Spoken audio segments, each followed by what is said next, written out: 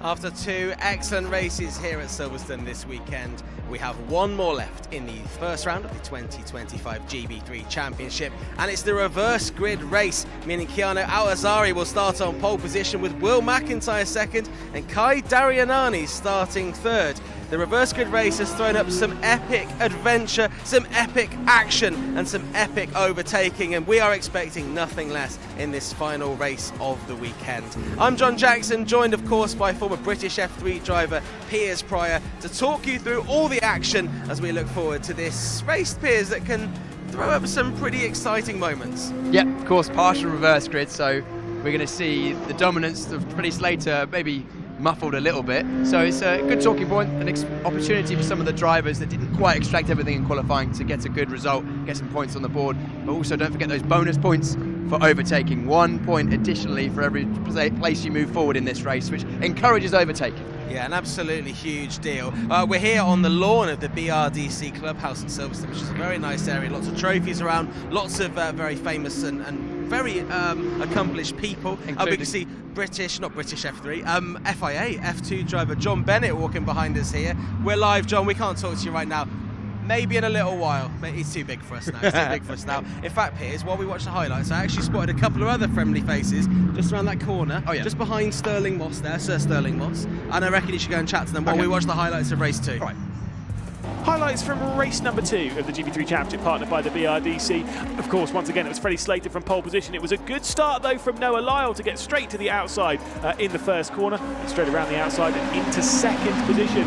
Also some good movement in the background. Al-Azari will go out right for the second race in a row, as this whole battle before a safety car, courtesy of a couple of stallers on the grid. Kai Darianani trying to keep 6th position from Abby Pulling and the rest of the GB3 field. The safety car would come out courtesy of Will McIntyre and Jack Sherwood stalling on the grid. They'd both be returned into the pit lane, and after a single lap the safety car would be able to work its way back in. But an unfortunate scene for Jack Sherwood and for Will McIntyre. The pair of them, though, would be able to continue on with the race. Once the race had started, it was a perfect restart from Freddie Slater. Noah Lyle not able to keep up with the race 1 winner. It was Abby Pulling, though, defending from Patrick Huizenroder, that was catching our attention, squeezed out a little bit onto the grass in the battle for 7th position, with Sherwood just working his way up in the background. Of course, the number 12 there being the battle for 3rd position. It was Nikita Johnson just trying to keep the two Rodins at bay behind. Alex Ninovic losing out to Marco Prado.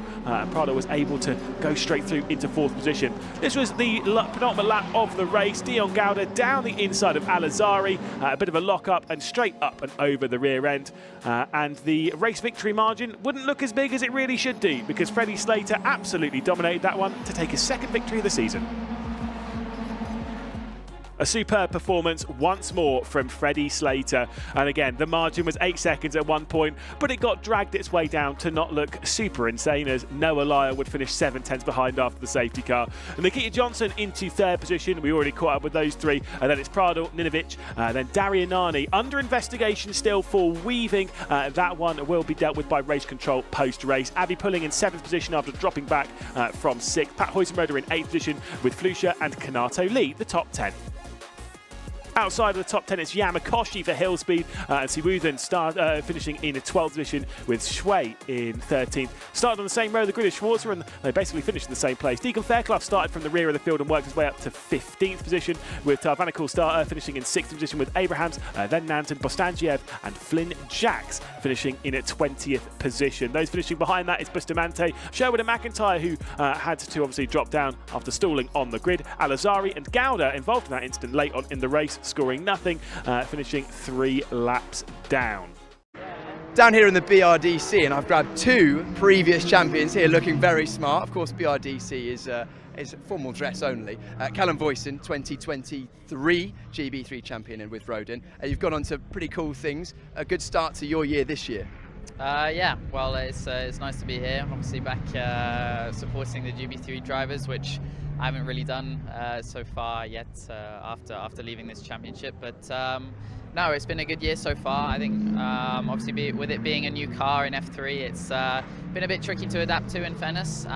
But I'm pretty happy with how the progress that we've made. I think Bahrain was a really good step for us, and yeah, I'm looking forward to the rest of the season for sure. Great to see you moving up from Rodin, who we won the championship with back, or Rodin Carlin as it was, back in 2023, still with Rodin this season, and you're joined in Formula 3 in Rodin with last year's GB3 champion Louis. Louis, great to have you back in the paddock. How have you found the step up from GB3 to F3 so far? Yeah, no, it's great to be back. I had a lot of fun racing in the GB3 Championship last year, so I wanted to come out and support them. Obviously, with the new car, it's pretty cool to see. They look pretty fantastic, so no, definitely good to be here. It's been a tough step up to F3. Obviously, it's a big jump from GB3. It's completely new. It's a new car. It's a new environment. Obviously, all the tracks I've never really driven, so there's a lot to learn. And unfortunately, in the nature of F3, you don't really get a lot of time to learn. But no, it's been all right. The team have done a good job of the new car. I think we're pretty switched on. So no, I'm looking forward to the rest of the season. And yeah, it's definitely been a good start so far. It's pretty cool for the both of you, I imagine, to have champions back to back now in the same team. But obviously, Callum 1 year extra experience. Louis, you must be learning a fair amount off Callum in Formula 3. Yeah, definitely.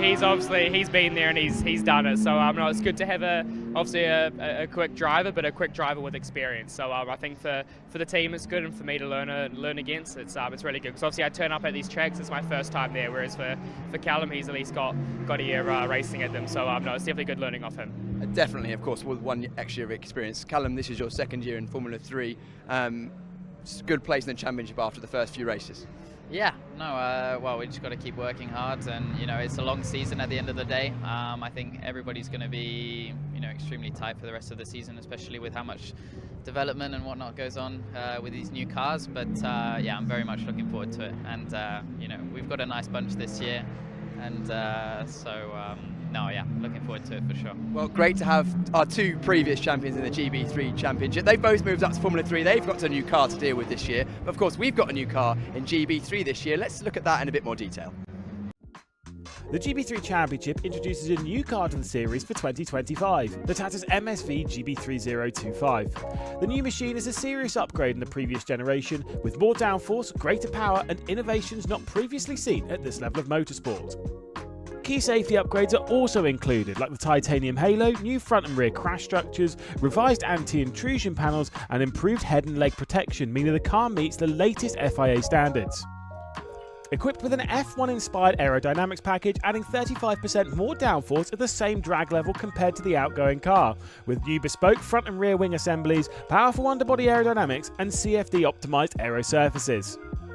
The most notable addition is the inclusion of the rear wing drag reduction system for the first time in GB3. The naturally aspirated 2-litre 4-cylinder mounted engine has received a 30 horsepower boost up to 280 horsepower, while additional grip is produced by the Pirelli tyres, which are now 2 inches wider all round.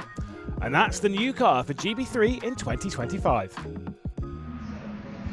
There is the new GB3 car. It's typical, isn't it? I send you to go and speak to 2 F3 drivers and an F2 driver just walks past casually and we miss out. But of course we value all of our former drivers here at the GB3 Championship. We have just seen some famous faces in the BRDC clubhouse. We're not going to show you them because I don't know if we're allowed. It's very unlikely that we've been allowed to come and stand on the prestigious lawn here. However, we have just seen Ainsley Harriott. Well, famous Ainsley Harriott here, very much involved in the British GT Championship as well. Let's talk then about this reverse grid race, because the top 12 is reversed, but for Deegan Fairclough it's been a pretty disastrous weekend for him, starting at the back again because of some technical reasons, changing a chassis with his car.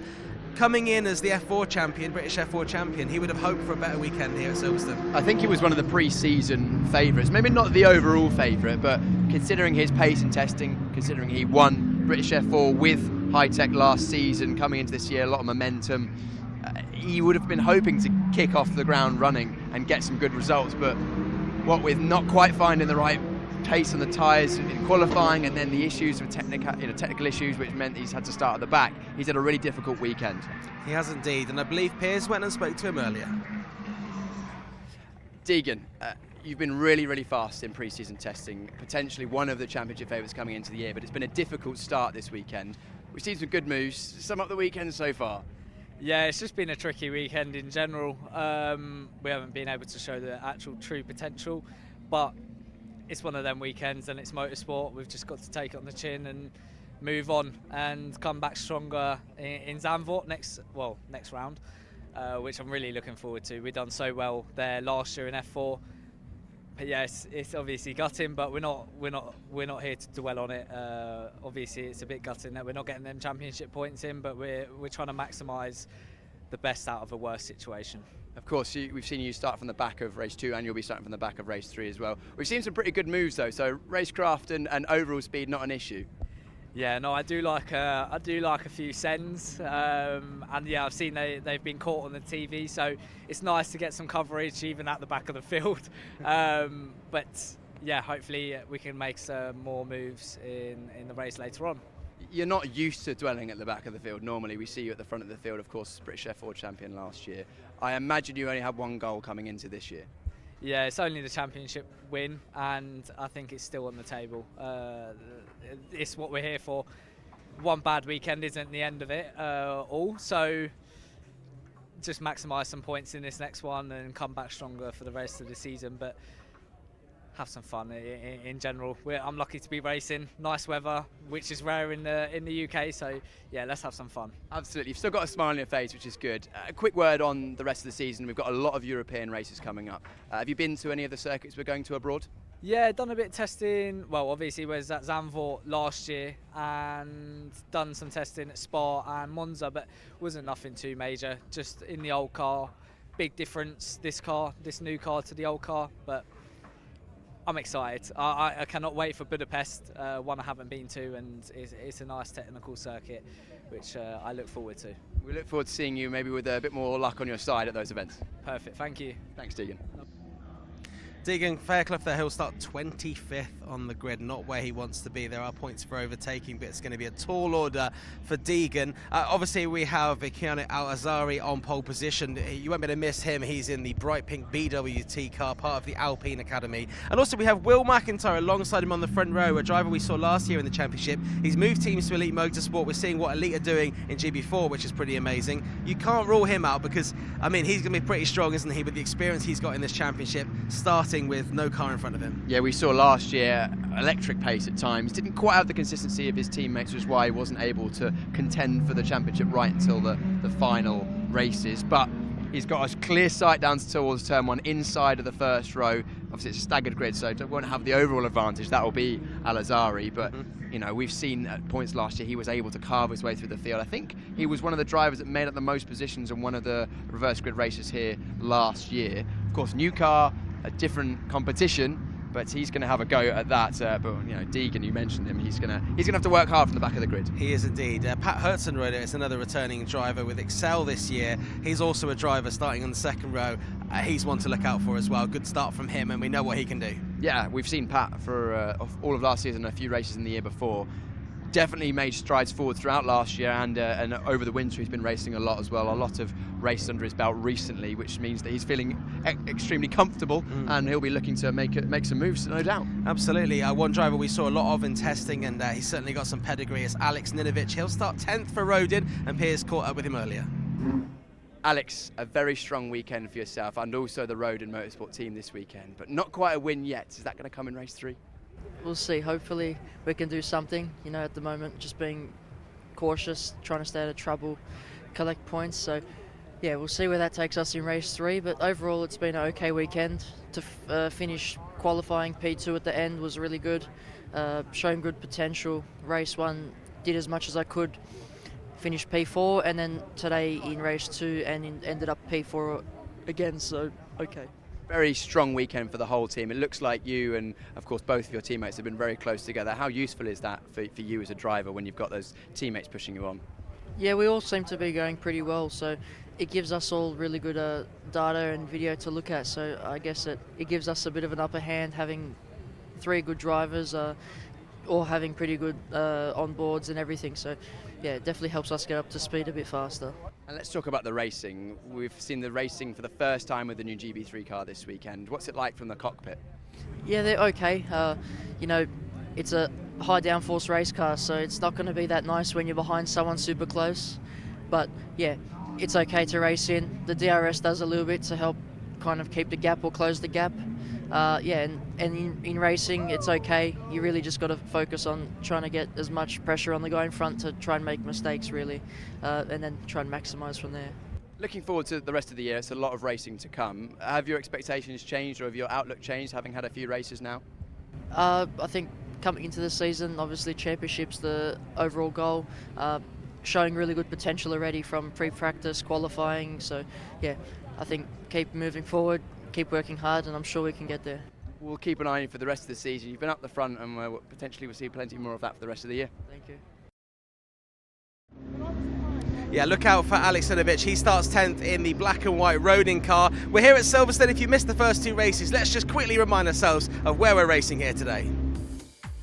And so it's the home of British motorsport then that opens the GB3 Championship for 2025, the iconic circuit with iconic corners as well. Maggots, Beckers and Chapel, of course, Copse, the run into Stowe.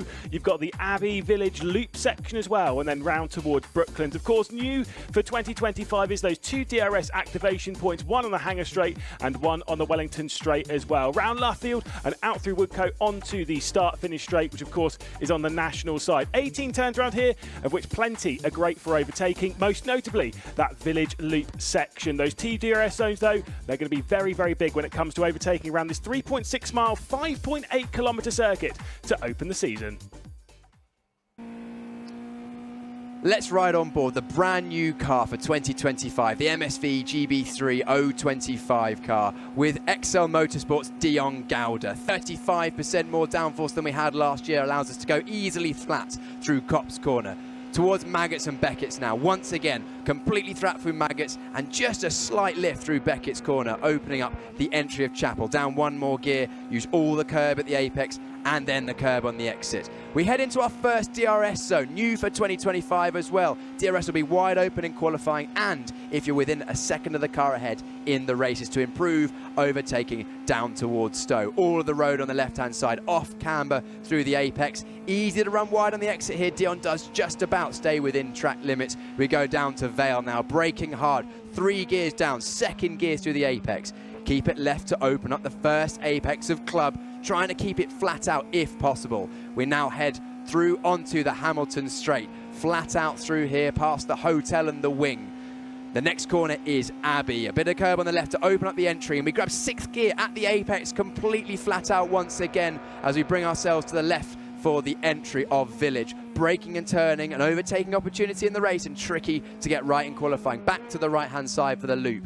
Using all of the extra grip we've got from the wider Pirelli tyres to get the power down on the exit here. Flat out once again through Aintree onto the 2nd DRS zone here at Silverstone Grand Prix circuit. Another overtaking opportunity going in towards Brooklands. All the curb on the right-hand side to open up the entry of Brooklands. Braking and turning, the steering gets very heavy here. That's when the driver's training in the pre-season comes into play. The last corner of Luffield, trying to make it back for the 2nd apex. Doesn't quite do it on this lap, but that won't hurt his lap time. And we head through Woodcote for a lap of the Silverstone Grand Prix circuit in the new, faster and improved GB3 car. An iconic circuit. I've driven it many times on the F1 game. I know it's a lot harder to do it in real life, and I'll be honest, I'm rubbish at the F1 game. So you've driven the circuit before, Piers. In this reverse grid race, where are people going to be making up places the most? Well, we've got DRS, of course, this year, an addition for 2025. DRS down towards Stowe on the Hanger Straight, and DRS down here into Brooklands Corner down the Wellington Straight. They're the main overtaking opportunities, but we often see moves into Vale and Village in the loop as well, then the section over by the wing. So plenty of overtaking opportunities, but it's all about getting good exits out of the corners so that you can be close to the car ahead at the end of the straight. And of course, DRS, as you know, is new for the championship this year. You've got to be within 1 second of the car in front of you to activate DRS. There's 2 DRS zones here, and I mean, it's going to be, I think this is going to be the first time we see DRS used properly, as we have faster cars overtaking slightly slower cars in front. So it's going to be fantastic. The cars are going to go out very, very soon, but let's hear from another one of our drivers. We heard from him at the start of the weekend. Now let's hear from him at the end of the weekend and see how he's found it. This is the German driver Hugo Schwarzer. One of our drivers joining us again in 2025 is Hugo Schwarzer. Hugo, back on the grid, different team, different look championship as well. How are you finding joining us again in 2025? Yeah, obviously it was a spontaneous decision to join back GB3, but it's been great so far. It's been a lot of fun. Obviously I haven't done much testing, but the racing has been really enjoyable so far. Yeah, you say you haven't done much testing, not much testing in GB3. You've been a busy man over winter doing lots of bits and pieces. Tell us about what you've been up to. Well, I wasn't in the car for around 4 months, I think. So I was busy with catching up on schoolwork, to be honest. I'm doing my A-levels this year, so I've got to be nice and busy now. Busy indeed. New team, VRD this season, of course, who were with the Elite last year. How has it been getting used to the new environment with them? Yeah, I mean, the team has been super welcoming, and I think I work pretty well with them. I've got some experienced guys in my team, and yeah, we're working really well together. This is your second year in the championship now. What are your hopes for this year? Going into last year, it was a big step up. I think you went straight from Ginetta Juniors to GB3. Another step up in car performance this year. What are you concentrating on? Well, the focus for now is on developing the car, just getting as much out of the new car as possible. Obviously, there's so much you can do on these cars. You just have to find that sweet spot, and that's what I'm hoping to do this weekend.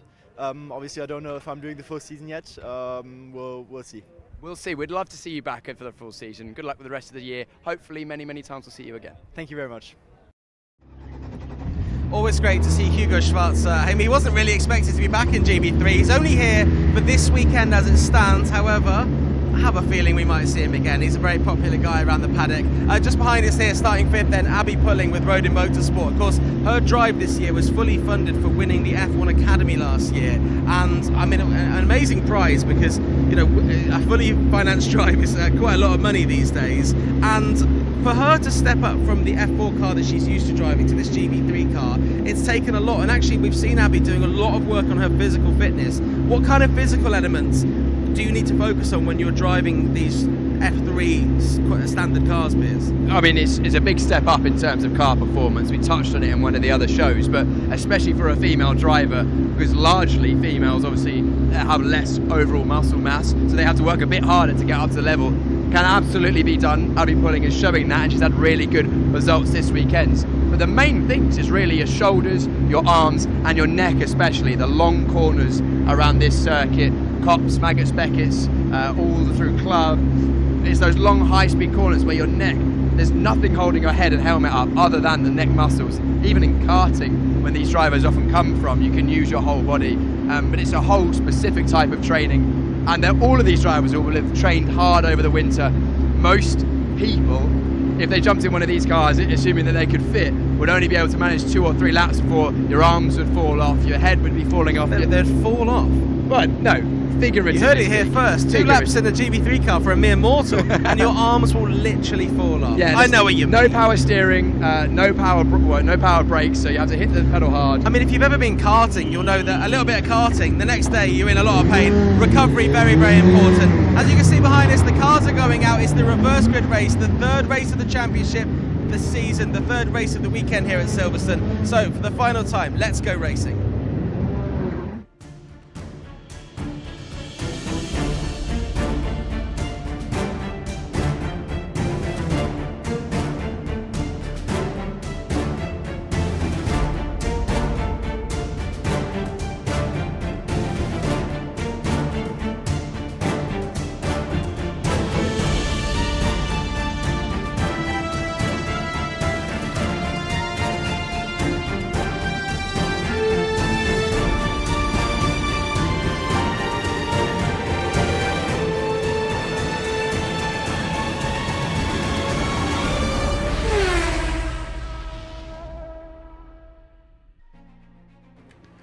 Well, it's the time for the first reverse grid race of the season then here at the Silverstone Grand Prix circuit to open out 2025. And of course, it's Keanu Al-Azari that'll be starting from the reverse grid pole. Can he win though? Can Freddie Slater make history and take 3 consecutive victories on the same weekend? Of course, here we go racing at Silverstone. This is the circuit that will be racing round DRS activation point and the DRS run down the Hangar Straight. Of course, there is a second zone that's been running down the Wellington Straight. We've seen overtakes, particularly into Stowe. We've seen overtakes in the Farm Village Loop section, and we've seen overtakes here into Brooklands as well. That side-by-side on the opening lap, though, going down to the Maggots, Beckers and Chapel has been captivating, to say the least. The 18 turns of the circuit is tricky to race around here. It is tricky to find those spots up But if you are brave and you do get your elbows out, you can find your way up the order, that's for sure. That is exactly what Deegan Fairclough has been trying to do after the last couple of races, starting from 25th position. If you joined us in the previous race, you saw him rise his way up the order. Sadly, he got a penalty in that race and dropped down outside of the points-paying positions. The other driver to receive a penalty was Kai Darianani, who was dropped down the order from inside the top 10 to 15th position. So a couple of penalties from the previous race, but nothing really majorly to affect the grid here today. This is the reverse grid race then, so it's the fastest times taken from both qualifying sessions and then the top 12 of those reversed round, and that is what has given Keanu Alazari the pole position. Will McIntyre, a race winner around here back in race number 2 at this circuit last year. Kai Darianani was starting from 3rd position, with Patrick Huizenrode starting from 4th position and the 2nd row. Abby Pulling from 5th position alongside Dion Gowder, who of course got involved in that incident late last race with Alazari. Nikita Johnson got a podium in the previous one with Gianmarco Prado starting from 8th position, then Noah Lyle and Alex Ninovich starting from 10th position. Freddie Slater's been promoted up from 12th position into 11th, with Hiyu Yamakoshi starting from 12th place. Then it's Kanato Lee in 13th, with Lucas Fluscher starting from 14th position on that 7th row of the grid, ahead of Shui and Schwarzer. Those two have been on basically the same row all weekend, and they continue that trend here in the 3rd race. Reza Sawirthan will start alongside Jack Sherwood in 18th position before we get to the final few rows, certainly in the back end of the top 20. Tarvanickel starts alongside Mika Abrahams, of course, in that 20th position. Bianca Bustamante and Stefan Bostanciev will start from 22nd position, with the final full row of the grid being Flynn Jacks and Divi Nandan. And that final position on the grid, 25th place, Deegan Fairclough, after the replacement of the chassis, of course, in the previous one. Well, it's Lewis McGlade, it's Piers Pryor. We're in the comedy booth. We're ready to go racing for the first reverse grid race of the season. I mean, look, this is going to be fun. We love a reverse grid race. It's the same distance. It is that 12 lap run, 25 minutes, and it should be a whole lot of fun. Yeah, looking forward to this one. The partial reverse grid always shows some good drama, and of course we've had the dominance of Slater so far, but in this one, he's going to be starting down in 11th place. He's already been given 1 place, but I don't think that will affect the bonus points. I think it's points gained from your grid position, not from... So even though he would have initially been going from 12th place, he is on the grid in 11th. So, for example, you'll get 1 bonus point for every position. So if he finished in 10th, he would gain the points for 10th plus 1 extra point. You are absolutely right, and it is because of that. It's a slightly reduced amount of points that you get. It's 20 points for a race victory. Normally, it's 35 points for a race victory, and this is just 20.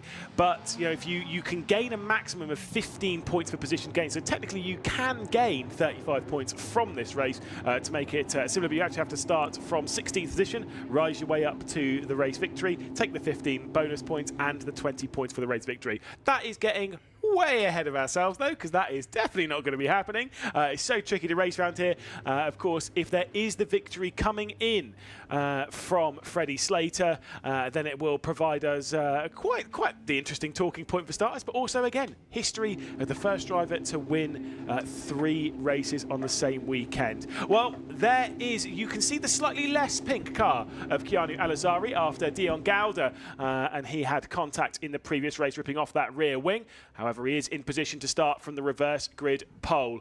They all put themselves into position, 25 cars in place. The final race of the weekend ready to go in beautiful conditions here in sunny Silverstone. The lights to come on, 12 laps ahead of us, and let's get this one underway. We race our way down to the first corner. Not a great start from Will McIntyre as they head their way down into the first corner. There's already contact there about 4 rows back as they work their way, and there's a big crash for Noah Lyle, who's just gone off in that number 11 car. There were 4 wide at Copse, and Lyle has gone out and into the barrier. Side by side for the race lead, though, as Will McIntyre is trying to work his way through. There's been a terrible run from Alazari as Kai Darianani in the 88 car is trying to attack for JHR Development and try and take over the race lead from Will McIntyre. We didn't exactly see how Alazari lost the lead, but he's down in 4th place. A great start from the returnee, Will McIntyre. He's now weaving left and right. He's in that yellow and black car with the blue wings. He's a returning driver for Elite Motorsport, but he's being chased out by Kai away Darianani, but around the outside, Al-Azhari is trying to take third place back, and he's done it successfully. Yeah, and he's now there with Kai Darianani. There we go, 3 wide, coming down to the chicane. Al-Azhari sends it down the inside in that bright pink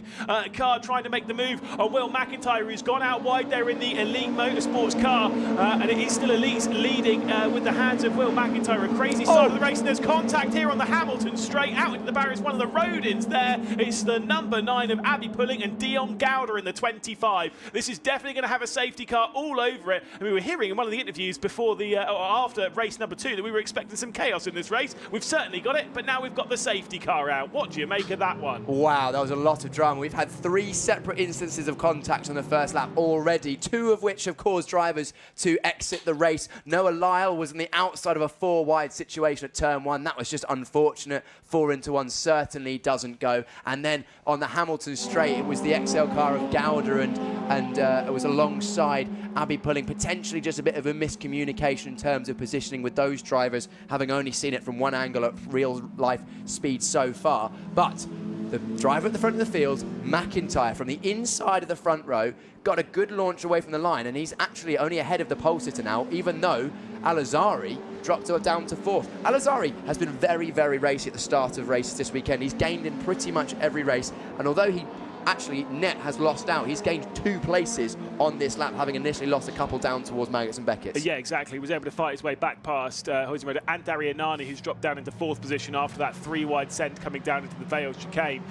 So the ones that are out of this race, we've got Noah Lyle, driver who's 2nd in the championship, 2 podiums out, and also we have Abby Pulling and Gowder. Those 2 are out. Bosanjev also into the pit lane, and you're absolutely right. I know what you're getting excited about. A certain Mr. Deegan Fairclough up 10 positions. 10 places. We very rarely see that. He's up into, where would that put him now? That puts him into 15th place from 25th. That's an impressive first lap. Who was it that got a grid penalty here? Was it last year or the year before? Made up a lot. Was it Browning 2 seasons ago? In a high-tech car as well. Let's have a look at the start again. It was a great launch away from the line from Darianani. We didn't see what happened after that. That was the contact between, was that Gowder? Sherwood. Oh, it was Sherwood further back. You can see the the smoke further back. We look at the midfield, there was Lyle. He was just unlucky. There was nothing he could have done there other than back out, but there was no way he could know. There was 3 cars on his inside. McIntyre, good experience driving, leaving space for the aggressive Al-Azhari on the inside. And this is further back. Here we go. So it looks like it's just a bit clumsy, unfortunately. I think Gowder needed to allow Abby Pulling a bit more space because she was coming back off the curb.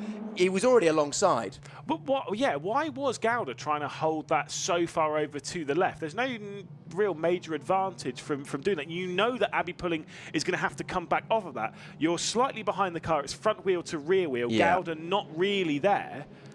You've kind of got to give room for that car to come back on. That instant was, in my, again, this is me being me, I think that instant was completely avoidable from Gowder's point of view. Of course it was avoidable from both drivers. In theory, Pulling could have seen that Gowder was there and gone straight for a bit longer, but she's on the curb. The racing line naturally brings you back again. But let's have a look back at the start from a different angle. So right-hand side of shot, that is Darianani. He goes around the outside of Al-Azhari. This is the 4-wide extra. Who was the contact? It was the hill speed. That's Slater. It was Freddie Slater. On the inside was both Prado and Ninovich, the 2 Rodin cars. They were on the inside of Freddie Slater. So yeah, that was chaos. So actually it was clearly then Slater that got a good start and got on the inside of Lyle, and also both of those got alongside the 2 Rodins. So Freighter started 11th, Ninovich was 10th, Lyle was 9th, and Marco Prado was 8th. So those 4 cars started together, which makes sense. But it was the 2 cars on the racing line actually started well, which caused the 4-wide action. Just a racing incident, I think, that one. Things happen so quickly at the start of these races. You have to make a split-second judgment. Each one of those drivers was entitled to take the part of the road they did. And unfortunately, you know, with this such small mirrors that single-seaters have, there's no way that Lyle could have seen there was 3 cars on the inside there. And he wouldn't have been expecting it either. Well, I think you pointed out in the previous race that I think it was not just the previous race, it might have been the first race of the season as well. But 1st, 3rd and 5th were the 3 podium finishes. Yeah. So starting on that racing line, as you were saying. On the outside. On the left-hand side as the drivers run, right-hand side as we look down towards turn 1, where they basically drive down, where it's nice and clean, clear of the rubble, clear of the marbles. Like, that seems to be very critical.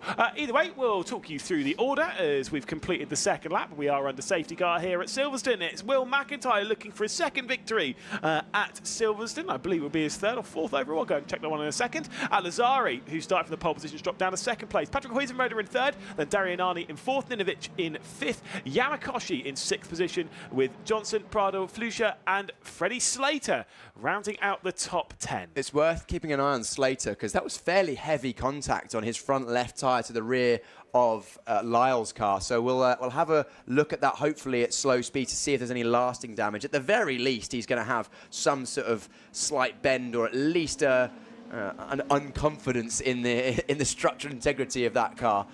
He's done pretty well so far. Looks like it's all okay, nothing untoward, nothing hanging off, and he still managed to complete the lap in 10th place.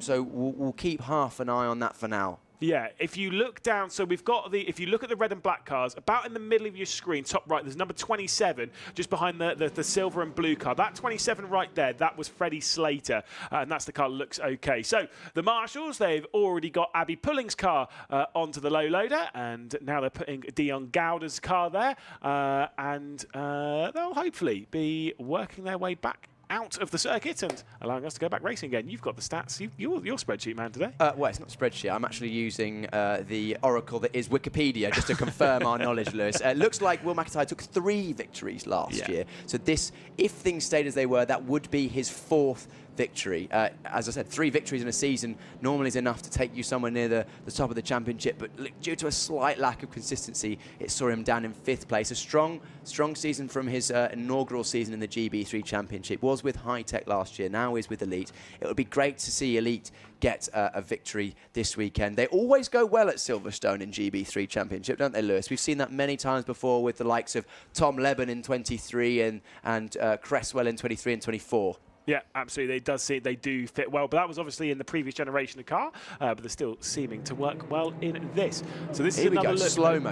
Is these cars going through Club Apex now? It's the on the outside is Pulling, on the inside is Gowder. Pulling is still technically on the road. Yeah, I think that's on Gowder, unfortunately, from my perspective. Who was that did well to miss it? There's that the other road-in car. Someone only just squeezed through against the pit wall. I'm trying to make out which car that was. That was great evasive action and pretty hefty damage on both of those XL and Rodin cars that hit the inside wall there. No padding on the wall there. That is pure concrete.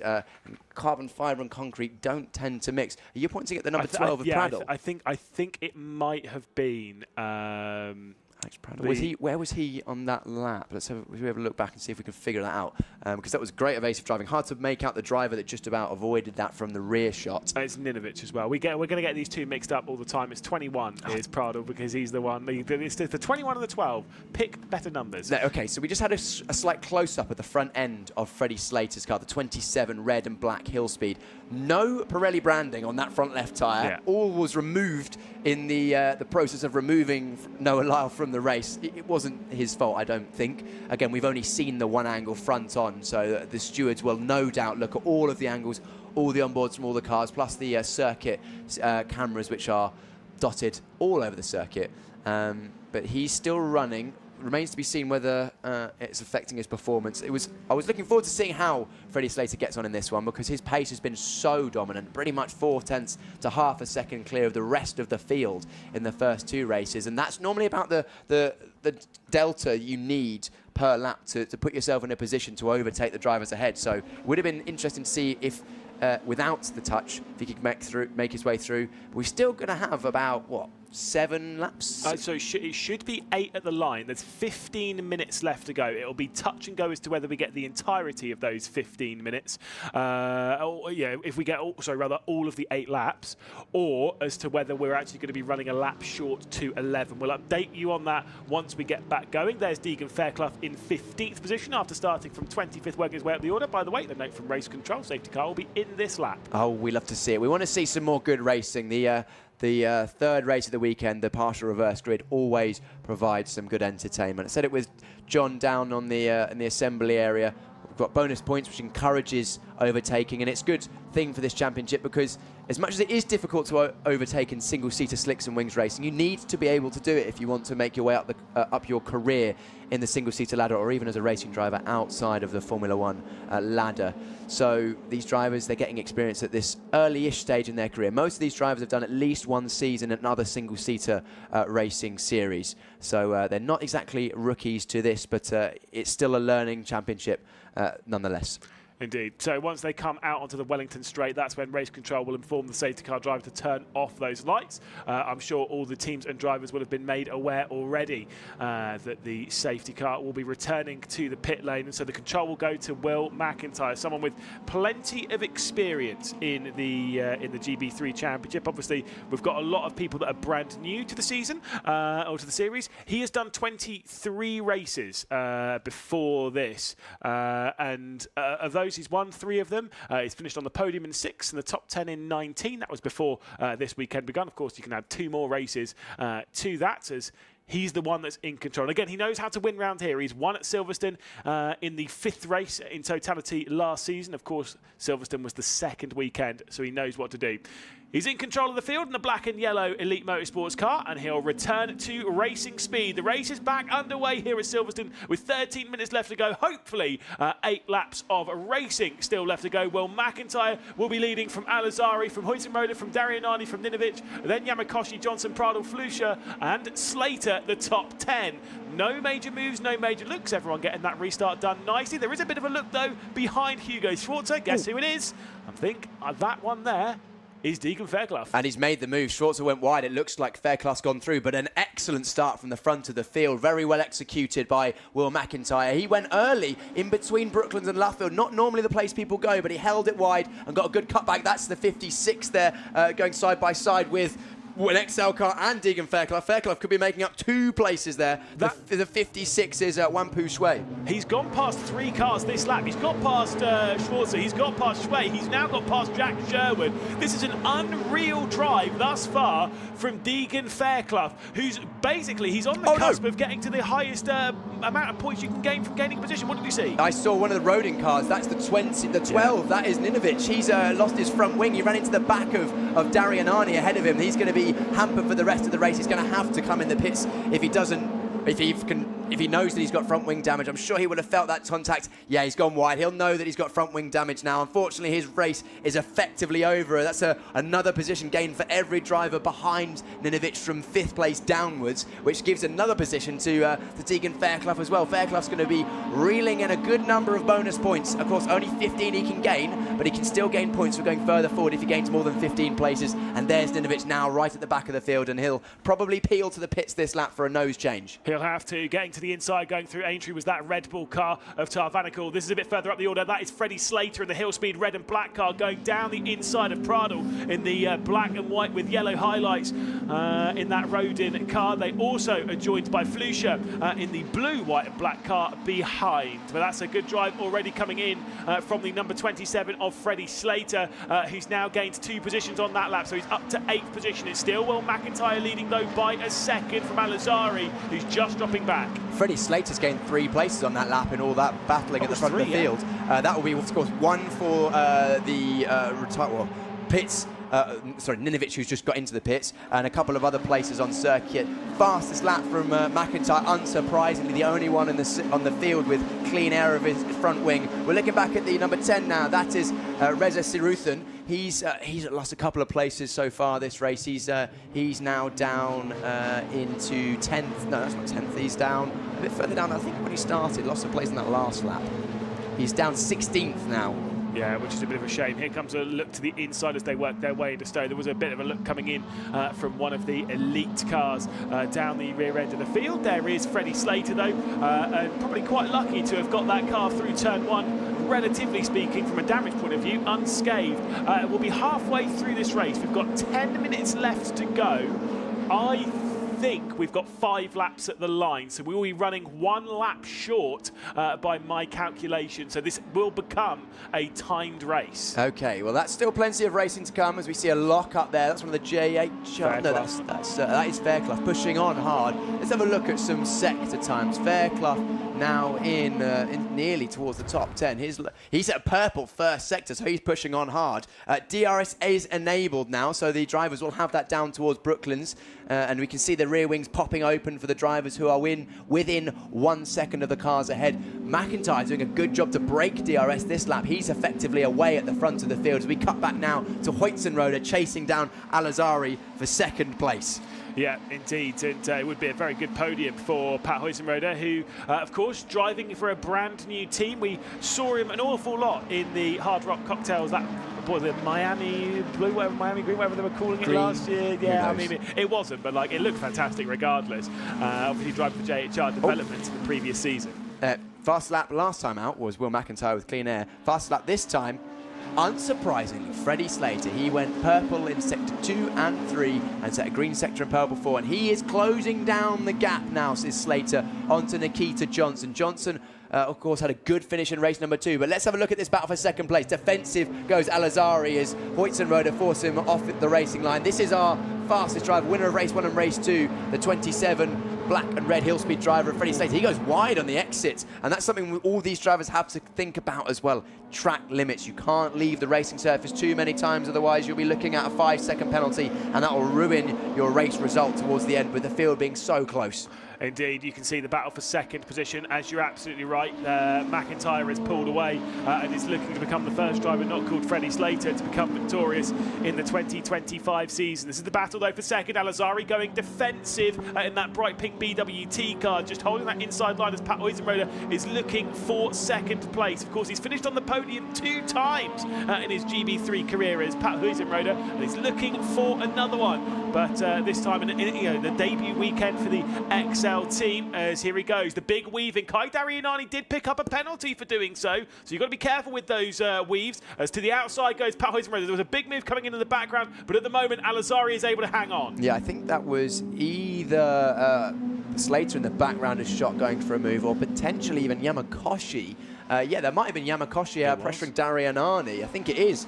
We look at Slater now, who's right under the rear wing of Nikita Johnson. Johnson in that high-tech grey car. We can see, actually looking up the inside, Slater thinks better of it this time. He's going to be looking to get close under the rear wing of Nikita Johnson on the exit of Chapel, so he can effect a DRS pass down towards Stowe, as many of these other drivers will. That last lap, McIntyre going quicker again. Slater being held up in his run through the circuit with the dirty air. McIntyre's not really looked back ever since the start of the race. 2.6 seconds is his advantage over Al-Azhari, helped by the fact that Hoytsenroder is keeping a close eye on the back of Al-Azhari's car. It's 4 laps left to go in this race, as there comes a look once again from Pat Huizenroder, trying to get through into second position. We've had the confirmation from race control that it will be a timed race. There's also been a confirmation from race control that Ninovic, well, his day's going from bad to worse. He's been given a 10-second time penalty for a false start. That one was noted by race control just after his incident, but it does mean, I guess, maybe a blessing in disguise to a degree that his race would have been ruined anyway. Yeah, that's salt to the wound, I think, more than anything. Yeah. Unfortunately, not a strong race from Ninovic. He was looking very consistent, good pace in the first 2 races. But it shows that race 3, even though it's a lesser pointed race in terms of position, you still need to finish to get points on the board, and that will hurt his early championship challenge. Slater looking very racy on the back of Johnson's car. He's right under the rear wing. He's going to have DRS. We're going to see a defensive move, I'm sure, from Johnson. Johnson will have the DRS from the cars ahead from Yamakoshi as well, but already alongside is Slater, and potentially Johnson, knowing that he doesn't have the pace to match Slater at this stage in the race. Although he's fighting around the outside, are we going to see a clean move here? Oh, no, we're not. We're going to see a spin from both drivers. I don't know if there was contact, and unfortunately, if things go from bad to worse for Roden, all 3 cars now effectively out the race as the 21 of Pradel, unfortunately collected in that incident. He has irreparable damage and will not finish this race. And importantly, obviously, Rodin came into this as the team championship leader. Obviously, we were talking very early doors there. But yeah, that was important. Freddie Slater just trying to hang on, or trying to work his way through. And of course, Nikita Johnson trying to hang on to that position. Fairclough has then moved up into 8th position. Wow. And the reason I'm going to point that out is he has now passed the cap. So any more positions gained, whilst he'll be gaining the points for that position itself, he will not be getting any bonus points more for gaining those spots. The reason I'm pointing that out as well, we've been doing this championship now since 2022. I've been doing the points since 2022. I have never had to change the points because they've capped out. Yeah, so that means that basically he's going to exceed the maximum number of points for winning a normal race, or is it? No, you can only get 35 points. So yes, you're going to have to manually edit your mathematics there, Lewis. Oh, you'll have to invoice Evenclough, the Fairclough family for this excellent drive, your extra time on the spreadsheet of doom there. But a brilliant drive so far from Fairclough. He's kept out of trouble, attacked when he needed to. Let's have a look at this again. It's Slater on the inside in the red car. At this point in the corner, all clean. I don't know if there was contact there. I think that potentially was Slater just losing it, trying to keep alongside. If there was contact, it was ever so slight. And then you see Pradel. Here we go. Let's have a look in slow motion. So Slater's ahead at this point. Where? Yeah, okay, it was rear wheel to rear wheel contact. So slight. You can't really lay blame on either of the drivers. I think that is a racing incident from my perspective on that one. Slater was leaning on Nikita Johnson. Actually, I don't know. Maybe Slater's more in his court because he went in quite heavily. Of course, it's under investigation, as is a warning flag for excessive weaving for the number 6, Al-Azhari. We mentioned that earlier on. It's a close racing incident. I can't really call that one with only the angles we've been shown. The stewards will have a look at that and assess who was potentially at fault, if there is any blame to be passed. But it was close racing, it was good racing, but unfortunately 3 drivers affected by that. The 2 in the original incident of Slater and Johnson, and then Pradel, who was an innocent party just trying to stay out of the way. I would lean ever so slightly more on Slater. If you look, he's too far on the inside of Brooks. Obviously he's racing, so fair enough. He's on the inside and he clips the curb, and that's what kind of pushes him out. That's what gives him the understeer and pushes him out into Nikita Johnson. Now, that's not me saying that he deserves a penalty for it. I'm just saying that, like, if you're saying that maybe it's 55% Slater, it's 45%, and in that sense, it's a racing deal. I would probably say that, and it's just incredibly poor luck from the Rodin team. That's the way I would lean. There is Ninovic in the pit lane as well. So all 3 Rodin cars, the team's championship leaders after the first 2 races, out of this race. A horrible 3rd race for the Rodin team, as we're going to get ready to go on to the final lap of the race. Yeah, they were looking so consistent, weren't they, Lewis? I mean, there was 3 of them inside the top 5 in race 1, and a solid results for all 3 of the Rodin cars in race 2 as well. Race 3, largely not due to their own errors. They've come unstuck, and no finishes in this one. There's another move from Fairclough up the inside. That's a great move on Yamamoto into the loop. Was it you interviewing him? Yamakoshi. Yeah. Yamakoshi, not Yamamoto. Sorry. Was it you interviewing Deegan, or was it John is interviewing Deegan? He said it was you. Yeah. He said, "Oh, I do love a send," and yeah, that's very sendy Wendy. As we'll see, to the outside comes Jack Sherwood as Kanato Lee that he's actually trying to fight off. That's the number 19 of Kanato Lee.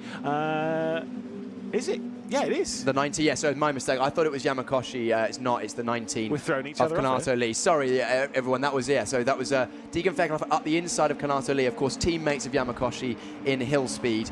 A good move. The loop's a good place to do it, because if you can block past on the inside, as we saw Fairclough do, is very wide goes the XL Motorsport car there of Sherwood on the exit. Sherwood's had a good race, actually. He's made up a lot of places without doing a huge amount so far, just keeping out of trouble, and sometimes that's all you've got to do, really. Absolutely. Still going is Freddie Slater.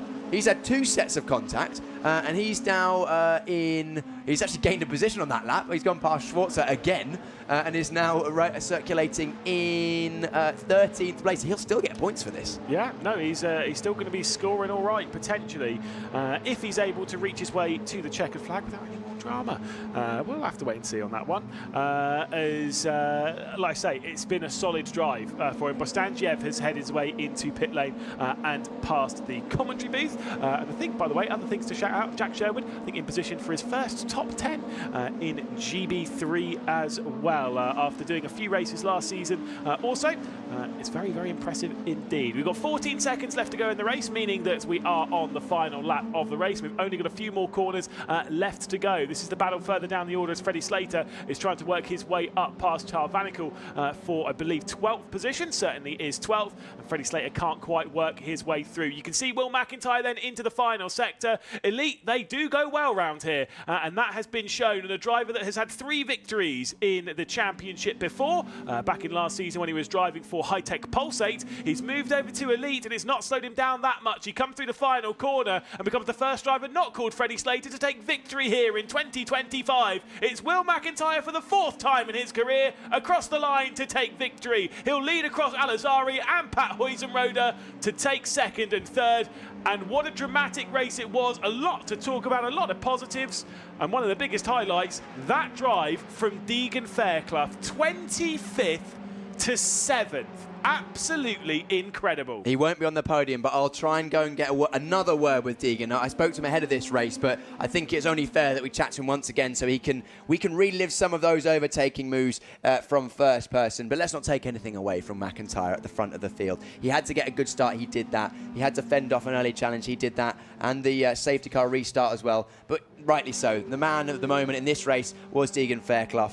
He's had trials and tribulations this weekend, but he's shown resilience. He's come back and he's provided a good haul of points in race number 3.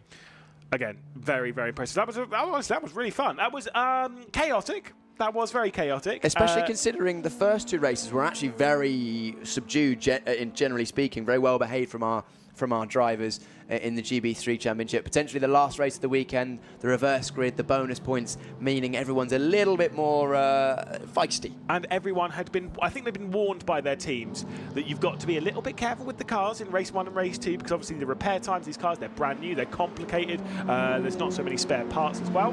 In race 3, they've kind of gone, well, you know, there's time. Of course, none of these drivers are going. Actually, Al-Azhari's rear wing was hanging off. It's wonky. I mean, either that's happened on the last lap or it's happened on the cooling down lap. But we saw that wing get damaged in the previous race. It was definitely not looking at exactly a horizontal angle as he came through shot there. So he's done well to finish the race in 2nd place, despite what potentially was a bit of last lap or so drama. But no drama for this man. Well measured. We've seen he can win before. He's done it again. Perfectly executed drive from Will McIntyre. Will we be seeing him consistently at the top step of the podium this season? Only time will tell. Look, I know, we know Will McIntyre is an incredibly fast driver. We saw him a lot. Obviously, after 5 races, he was well in championship contention in the High-Tech Pulsate team, along with, of course, Timothy Kuharczyk, along with John Bennett, and, of course, along with Louis Sharp, who ended up taking victory. Unfortunately, the championship really kind of slipped through his fingers after that point. A few poor results and just couldn't quite keep up with his teammate.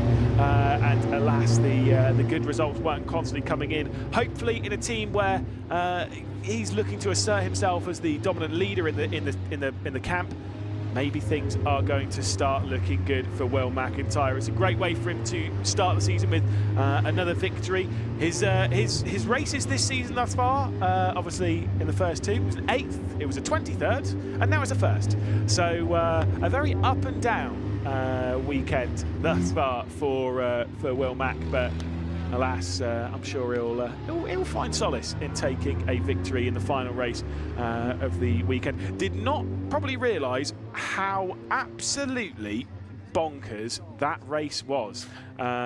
Just wild all the way through, and very, very exciting. It's exactly what we want to see.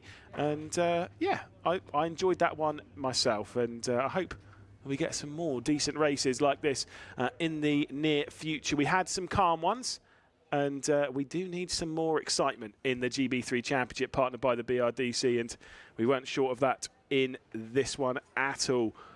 You can see, obviously there, Pat Huizenroda having the unfortunate task of having a conversation with Mark Werrell, obviously the circuit side commentator here, and I'm sure we'll be having a quick chat with him courtesy of John Jackson, who is standing by now. Thank you very much, Lewis. A good mention there for Mark Werrell. Mark Werrell getting far too much attention this weekend. Will, congratulations. A great victory from you from the front row. You must have been pretty confident before the race. Yeah, I mean, I was made up positions in race 1. Obviously, an issue in race 2 meant that we stalled on the grid. So, yeah, we just knew that we would have the pace in this one, and hey, we're going to take a win, take the points, and just move on to round 2. You must have been pleased to sort of stay out of trouble. I know Keanu's not afraid of a bit of a lunge. Yeah, after that one in the first lap, I definitely was like, whoa, okay. But yeah, just after that, I had a really good safety car restart, and yeah, just from then on, just it was that it. But you know, he made it an interesting first lap, especially for you viewers out there. So you know, at least you had something to watch this weekend, I guess. Yeah, well, I appreciate it. Look, congratulations. We'll let you continue celebrating. Thank you. There we go, Will McIntyre, always thinking about a broadcast first more than anything. We'll have a word with Keanu. I mean, you started on pole position there, you finished second, still a great result. I mean, you're not afraid of making a move, are you? No, definitely not. Obviously, not the start we wanted. Just misjudged the preload. Obviously, new cars, we haven't got much experience, but I definitely learned from that. Yeah, I mean, some good moves back up to P2, almost P1, but yeah, good job to Will. Obviously, it hasn't been the weekend we wanted. DNF in race 2. Working really well with the team, and I want to say a quick thank you to all the boys. They've done such a hard job last night and today to get my car ready for this race. So yeah, it is a reverse grid, but I'll take a P2, and just something positive to take into Zandvoort. I was going to say, after that incident in the second race, they were very good to get your car ready. That was a sort of tricky moment there, but did it leave you feeling anything on the grid, or were you just focused on the race ahead of you? Obviously, I was more focused, but you know, just wanted to bring something back for the team. At least make them happy. You know, it's not been an easy weekend for us, but I'm really looking forward to the next few rounds. I'm sure it's going to get better. You've left them something very, very pleasing for the weekend, and of course they're going to have to stick a few more pink stickers over that carbon fibre after those repairs. But congratulations. Yeah, thank you very much. There we go, Keanu Awasari. Where am I going now? Well, I can't see where he is. Here he is, Patrick Oysenroder. Hey Pat, good to see you again. Good podium from you. Talk me through that race. Yeah, I mean, it was a pretty hectic first lap. Sort of 4 of us going for P1. Got a bit tight in the chicanes there. But overall, you know, these cars are great to race on lap 1, and then after that's a bit hard to follow. Pretty happy with the tyres. You know, I think we were on our oldest set, so to be able to race on those was nice. And yeah, it was a good battle with Keanu, and yeah, DRS was good to use. A little bit of chaos out there. I mean, talk me through, you know, kind of happy to see it around you but not involving you? Yeah, it's good to see it in the mirrors. I saw some smoke, but it was all eyes forward pretty much. As soon as I was gaining spots, it was just eyes forward and try and get past the next one. So very happy. We've worked hard to get the car into the window this weekend. We weren't quite there in qualifying, so to give the boys a podium is really good. I'm aware lots of people back home will be watching in the middle of the night. Do you want to say something to them? Yeah, and I forgot to thank the boys in New Zealand, so that goes out to them. Excellent, sir. Congratulations, Pat. Cheers, thanks. There we go. Patrick Oysenroder with Excel Motorsport, one of the new teams on our grid this year. And for the final time in the GB3 Championship this weekend, let's have a look at the podium. Lewis McGlade will talk you through it. Cheers, Jonas. And yes, what a crazy race. I did count how many positions, by the way, were gained by Deegan Fairclough. It was 18. And of course, again, the maximum points you can gain from that is 15. So had to adjust that one ever so slightly. But yes, a very impressive race there from our top 3. Just to give him a shout out again. Will McIntyre, an 8th, a 23rd, and a 1st. Keanu Awasari probably will be almost maybe disappointed with how this weekend went, courtesy of that second race. We had the contact with Dion Gouda and the retirement that came with. So just a 7th and a 2nd are his only points scored. That race being a little bit chaotic, Freddie Slater had the opportunity to open up an absolute mammoth of a gap. Alas, the gap is it's not mammoth. It's big, but it's not mammoth. We'll wait for them to work their way out onto the steps of the podium, and of course we'll introduce them. But a great drive from Pat Oysenroder, who, like I've said before, has had a couple of podiums before in the championship, and one of those was in the final race of 2023, and then he also was on the podium in the final race at Zandvoort. Actually, that's a very interesting point. So he had one at the final race at Donington Park. I thought it was a Zandvoort for a second. That's where he's made his debut in 2023. So I'll correct myself immediately. So he had a podium at Donington Park. He's had a podium at Zandvoort in the 3rd race there last year. and of course now a podium to add to his name at Silverstone. So he's doing all right when it comes to picking up podiums on different circuits. Unfortunately for him, in a sense, all 3 of those podiums are in reverse grid races. However, he has proven himself a few times as being a worthy competitor in the main race, if you want to classify them. Obviously at Hungary finished 8th, 4th and 5th last year. We'll be going back there very, very soon. You can see him there onto the 3rd step of the podium. There we will see into 2nd position, of course, Alizari. And to the top step of the podium for the 4th time in GB3, it is Will McIntyre once again, who once again continues to show his prowess when it comes to racing and consistency. And it's the reigning champion to hand out the trophies. It was Libby Sharp, there's Callum Voisin. Of course, we chatted to the pair of those before the race. Libby Sharp will also come out with the trophy for the winner, Will McIntyre, a driver who he has to shake hands with, a driver that he beat quite a few times last season. So I'm sure that's well, yeah, it's probably a bittersweet moment for Will McIntyre almost, but still, it's a nice trophy for him. Also, we do have the Sunoco fastest lap. There was no guesses for who this is going to go to after setting the race lap record in GB3 around here. Freddie Slater will be the driver to receive the fastest lap of the weekend award, which was a very, look, again, well deserved and well done. So the Sunoco fastest lap handed over by Richard Randall. And he's going to get a few more of those this season. You get the vibe when it comes to his pace. A stressful race, I'm sure, for him. But alas, at least something to take home from it. And big things to take home from the weekend, including being the championship leader here in GB3. There's the top 3 onto the podium. And again, will McIntyre, will he be able to start out his championship challenge? So let's take a look at highlights from the reverse grid race. Highlights from race number 3 of the GB3 Championship, partnered by the BRDC, was Will McIntyre taking the lead down in the first corner, not before Jack Sherwood got sandwiched down at that first turn.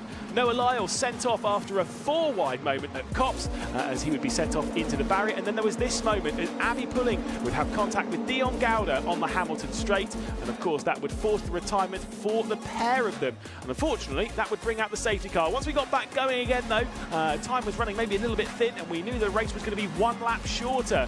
And that meant that everyone was going on full attack. Deegan Fairclough had gained 10 positions up before the restart, and then gained 3 positions on the first lap of it, getting past Sherwood, as well as he would work his way down into Stowe. There was this move from Freddie Slater, trying to get his way past Nikita Johnson. The pair of them would make contact, and the pair of them would go for a spin, and the Rodin car of Pradal had absolutely nowhere to go and was involved in the incident himself. Obviously, some spins further down. Bostangiev was one to spin round at Copse, as they would all work their way through. Freddie Slater was still able to go back out on the attack before finishing in 12th position.